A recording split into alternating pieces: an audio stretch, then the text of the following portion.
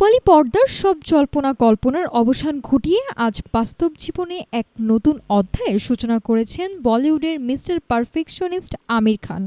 দীর্ঘদিনের প্রেমিকা গৌরী স্প্রাটকে আনুষ্ঠানিকভাবে ঘরে তুলেছেন ৬১ বছর বয়সী এই অভিনেতা। মুম্বাইয়ের বান্দ্রায় একেবারেই ঘরোয়া আবহে সম্পূর্ণ হচ্ছে এই হাই প্রোফাইল বিয়ের আনুষ্ঠানিকতা। রূপালী পর্দায় দীর্ঘ ৪১ বছর ধরে দেখিয়েছেন নিখুঁত অভিনয়ের জাদু।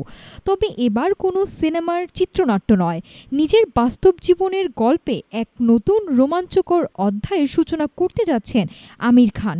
সব গুঞ্জন উড়িয়ে আজ ৫ জুলাই দীর্ঘদিনের প্রেমিকা গৌরী স্প্রাটকে বিয়ে করেছেন বলিউডের এই মিস্টার পারফেকশনিস্ট। বলিউডের আর ১০টা তারকার মতো রাজকীয় আড়ম্বর নয়, আমির গৌরী বেছে নিয়েছেন এক ছিমছাম ঘরোয়া পরিবেশ। মাত্র ১৫০ জন প্রিয় মানুষের উপস্থিতিতে আজ সম্পূর্ণ হচ্ছে আইনি বিয়ে। এই মাহেন্দ্রক্ষণে সামিল হতে ইতিমধ্যেই ৭ সমুদ্র ১৩ নদী পার হয়ে মুম্বাইয়ে এসে হাজির হয়েছেন কনের বিদেশি আত্মীয়রাও। তবে এই বিয়ের সবচেয়ে সুন্দর আর আবেগঘন দিকটি হচ্ছে দুই পরিবারের সন্তানদের মেলবন্ধন।